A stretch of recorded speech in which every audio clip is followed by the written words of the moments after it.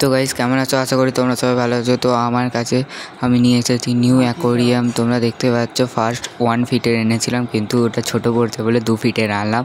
তো দেখতে পাচ্ছ এখানে মাছ আছে হচ্ছে 2টো গোল্ডফিশ আছে, 2টো রেড ক্যাপ আছে, 2টো সুভান কিং আছে, আর বাকি সব উইডো আর্টের 6টা, মোট 12টা মাছ আছে। ঠিক আছে, তো অ্যাকোরিয়ামটা তোমাদের কেমন লাগছে তোমরা কমেন্ট করে জানাও। ভালো লাগলে লাইক, শেয়ার, কমেন্ট এবং সাবস্ক্রাইব করো। কিন্তু আমি পাওয়ার হেড ফিল্টার পাইনি বলে স্পঞ্জ ফিল্টারই আনতে হলো, কি করব। তো গাইজ এই পুরো অ্যাকোরিয়ামটা টোটাল পড়েছে 1750 টাকা।